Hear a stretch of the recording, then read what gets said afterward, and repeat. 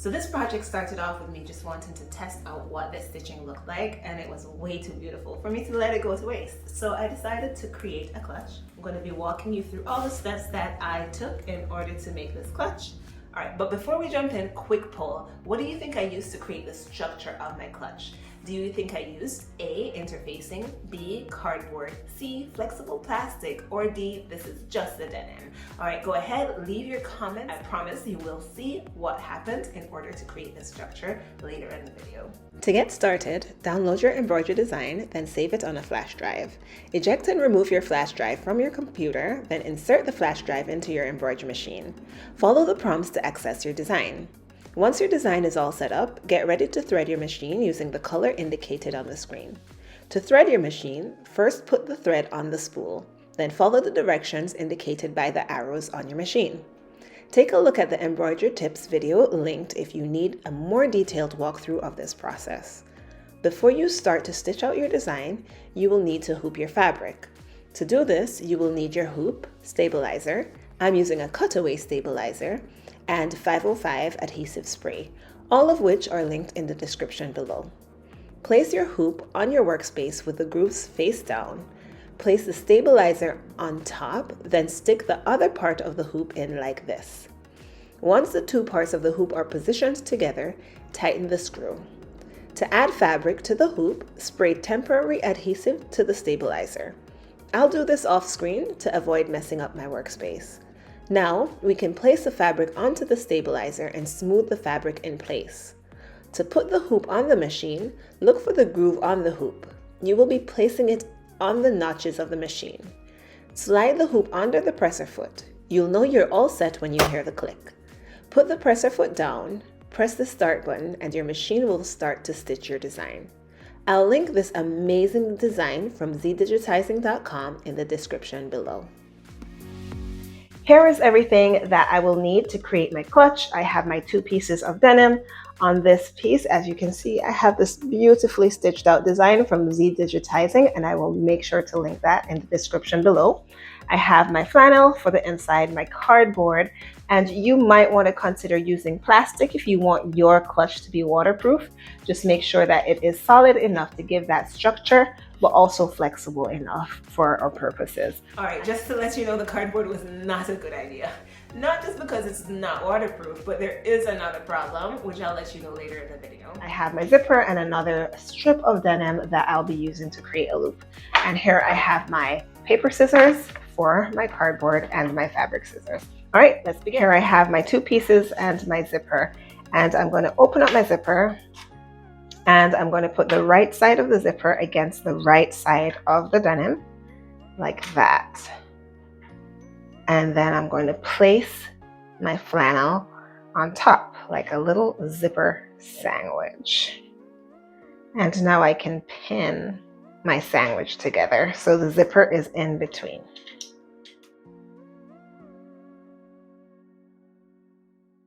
Once you have that pinned on, you want to check to make sure that you've pinned everything in the right position. And so to do that, you flip that around, and here we have the zipper up top. And if you look here, the front is nicely finished, and so is the inside. All right, so once you have that all set up, now it's time to do the same thing on the other side. So again, I'm going to put my denim down, and I'm going to make sure that my zipper is open. Put the right side of the zipper down on the right side of the denim fabric.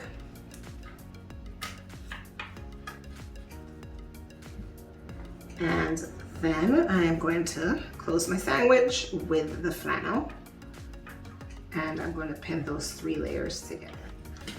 All right, so once again, we're going to check to make sure everything is pinned on correctly.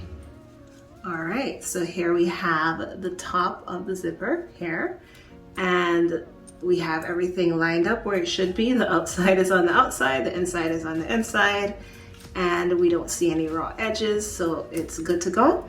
And so now it's time to take it to the sewing machine and attach everything. Here I have a zipper foot. I will link one of these in the description below. And so this helps you to sew without destroying the zipper. All right, so now I'm ready to attach my 3 layers together. And so I want to be very careful not to not to mess with the other side. So I'm just going to make sure that that's out of the way, and I'm only sewing 3 layers together. Okay, so here we have everything sewn together, but notice the edges are a bit messy, and the reason for that is I did not want to go for the zipper. So once we have the middle nice and neat, I can now close the zipper, and I can now go back over the edges because now I'll have the room to get into that spot that I didn't have before. Here we have all the 4 pieces of fabric joined together with the zipper. And notice the zipper is nice and easy to open and close. And now we can continue. Now I'm going to take this strip and create a loop so that I can use it to carry kind of over the hand like that. All right, so in order to do that, I'm going to fold this right side to right side and pin. I'm going to take it to the machine and sew it together. Now that I have both sides stitched together, I can turn it around to the right side. In order to do that, I'm going to take the safety pin and I'm going to pin it to one side of my fabric, and then I'm going to feed it through. Now that I have this turned over, I'm going to position it on my clutch. I want the loop to point into the clutch, and I'm going to leave about 1 inch here and a couple inches here. So here I'm going to fold this and pin all these layers together, including the loops. All right, so now I have my side seams pinned on both sides, and my loop is pinned in as well. And in order to get an idea of how this will look, you want to turn that around just to make sure everything is in. Make sure everything is pinned in. This is what it will kind of look like. We are leaving the bottom open because we do have to insert the cardboard. I'm turning it back around so I can take it to the sewing machine and sew up my side seams. Now I have my side seams sewn, and I'm going to cut away some of this excess fabric so that when I turn it over, it's not bulky.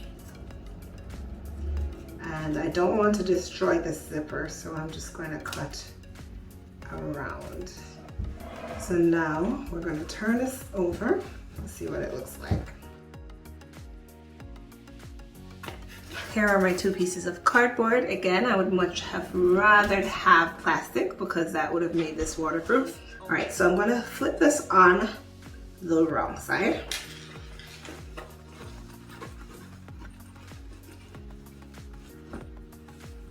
And I'm going to stick my cardboard between the denim and the flannel.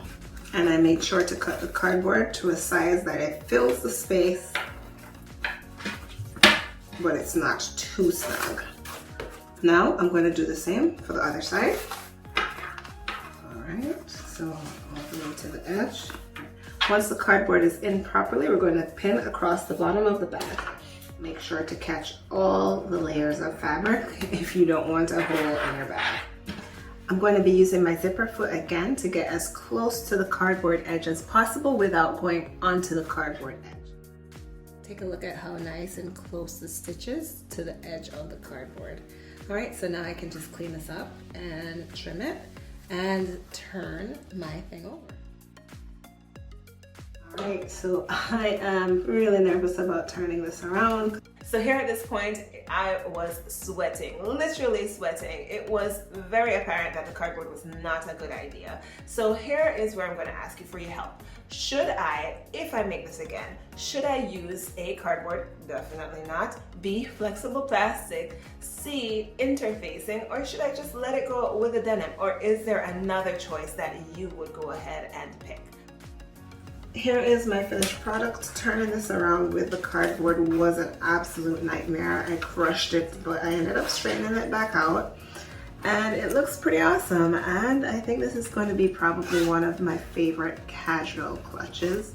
Thank you so much to Z Digitizing for this beautiful, beautiful flower.